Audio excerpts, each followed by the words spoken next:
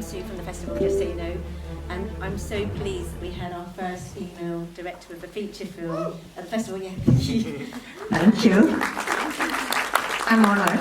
Yeah. And Froukje actually has shared a lot of things about her, which we're going to talk about for a couple of minutes, and then we'll throw it over to you guys to ask some questions. But one thing I wanted to ask her about is she's also a director that does martial arts as well. So could you just tell us a bit about your background in martial arts? Yes, well, I started martial arts like 20 years ago or something, or more maybe.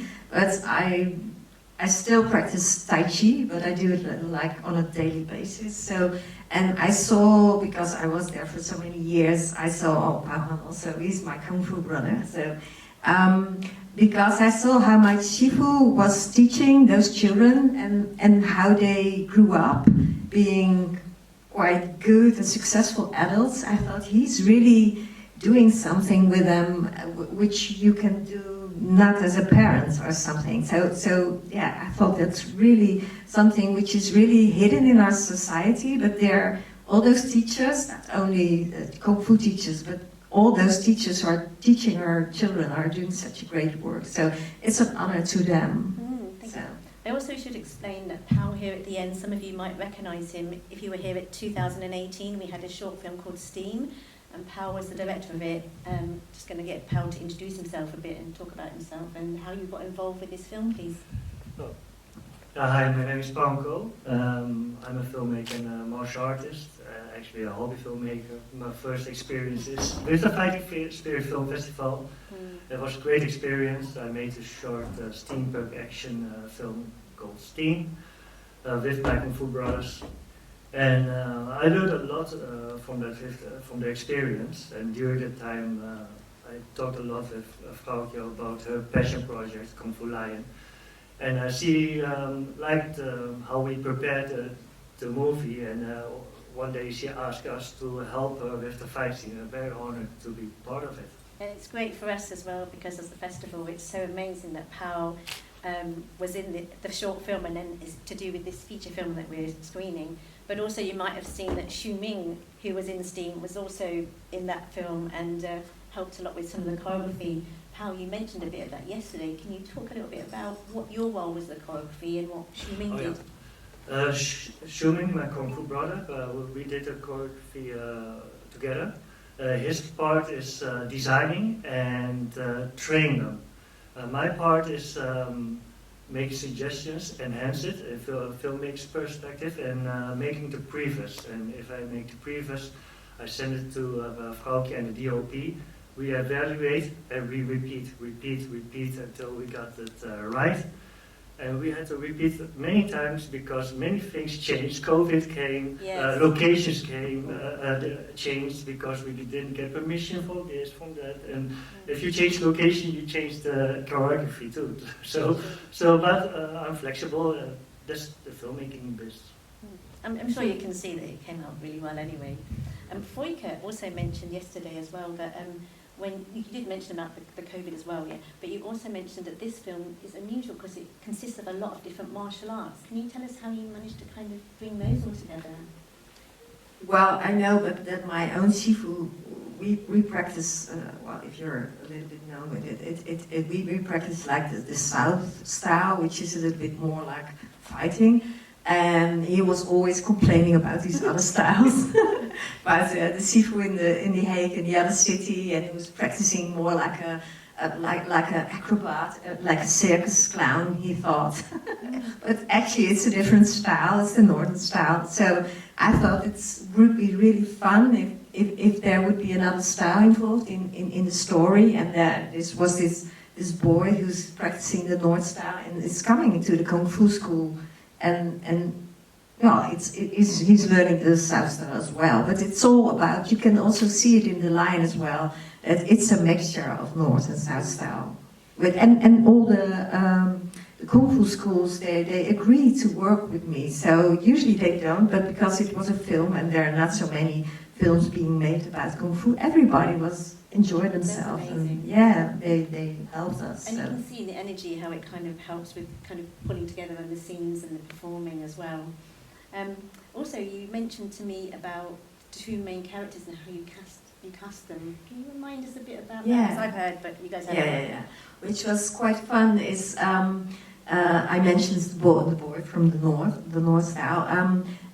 There was a Sifu in a city nearby, and his son, I knew his son, and actually he was going to play that role, but since it took so long to make this film, I had to phone him and say, sorry, you're a bit old now, but your father is a Sifu, so maybe he has another student. So he came with him. So Hay is actually was in the first casting. He was there, and then I knew it's him. I have to have him. So then we had to find a Jimmy for him, and that was quite hard to find. First, we tried to, because he has the main acting part. So we tried to find an actor who was really experienced.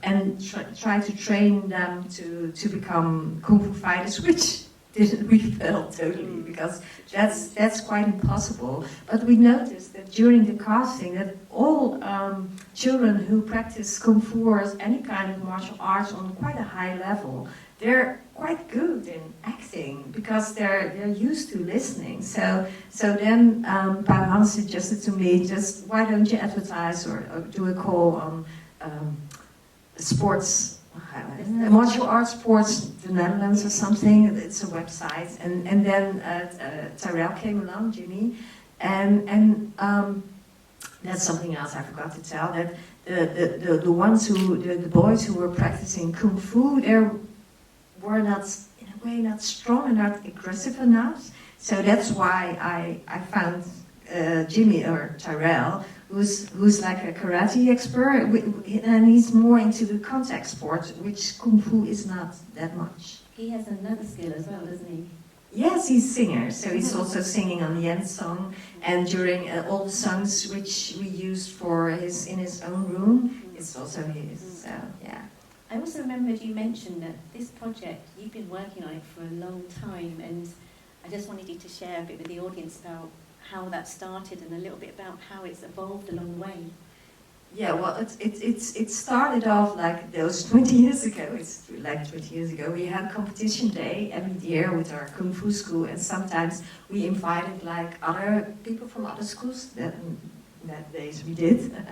And then there was this lion, and I was very used to having the Chinese lions on Chinese New Year. But this lion who came to perform, he was dancing on pots.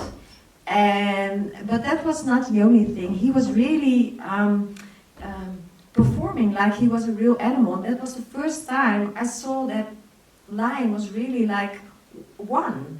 And then those boys were throwing off the lion's costume, and then I thought, wow, there were two of them. How perfect have you worked together? But somehow it starts if you're in the back. Yeah. So that was the starting point of the story. And the nice thing is that years later, I approached the boy who was actually in that lion, and he trained Nelson. He trained the boys in performing the lion dance. I think that's a really good example of how you persevered, which is very much a theme in martial arts. Yes. As well. Yeah. You also mentioned something about your teacher. Oh, we should talk a bit about Lau Kar Young as well. And Yes. how he got on board. Yeah. Can you just let us know how he got on board with Kung Fu Lion and what he was like to work with? Yeah. Well, first, it was because we had another Sifu from Amsterdam, and he invited like Kung Fu artists to do workshops, or Kung Fu actors to do the workshops in Amsterdam. And first we had like Cheng Kwan Tai, I think, yeah, but it was during COVID, and Cheng Kwan Tai is a little bit old and also a little bit expensive. So we thought, oh, really like it. I like the story, but unfortunately I can't go. I'm a little bit too old. So and then he suggested, well, maybe we could ask like Lau Kar Young. So yeah, and he found, so somebody else did it for me, but he was really, I wouldn't dare actually to just pick up the phone and say, hey, Lau Kar Young, can you play the movie? But he did, and he came, and it was a little bit like having Jackie Chan on the set. He was really experienced. Yeah. And he was coming in like this, like Focus. Yes, like focus, or you have to do it like this or that, or you can do it, this you can do like really in one day. Do you think that helped raise your game a lot? Yeah, well, always, well, at some point I said to him, I'm sorry, but you're very wise, you have really good suggestions, but I can't take all your, or hints, or, you know. And he said, it's okay, I'm just giving you everything I know, and it's okay. And then we were friends, and it was okay, actually. I think that's very amazing. good. That's Yeah. amazing because he's contributing but still giving you your space as director. I think I've spoken enough now, so we'd like to invite some of you guys to ask some questions. So Will's got the mic. If you put your hand up and you want to ask a question. Love the film. There's quite a lot of. There's 3 languages used. There's quite. 4? Okay. Mandarin, Cantonese, Dutch, and English. All right. Yeah. Sorry. But there's also quite a diverse mix of cultures. Now you kind of answered that it took you 20 years to get this. So did a lot of that come by accident, or was it all carefully? Because none of it feels forced. It's not like No, it's a not diverse. forced. Yeah. When I was the only thing which was the given, it was like the Li Jié had to be Chinese, obviously, and then I thought, well, at first actually the name of the main character was Tom, which is a really Dutch name, but then I thought, well, Tom can be like Mohammed or whatever. So, and then I noticed that the people who came, the boys who came to the casting, they were like Eastern, like Indonesian, like mixed, like I am. So I thought it would be fun. Well, Jimmy or Terrell, he's what he's saying in the film is really true. So he's Indonesian Malaks, and yeah, he's from the Moluccans. And well, his father is not Moroccan, but that was something, a mix I made, which I liked. So yeah. We had one of the gentlemen just here. That's a good question. Thank you. And Rotterdam is really mixed, so that's quite natural. Thank you, Russ. It was a really great film. How long did you spend training with the actors? Actually, we started with training before we started rehearsing.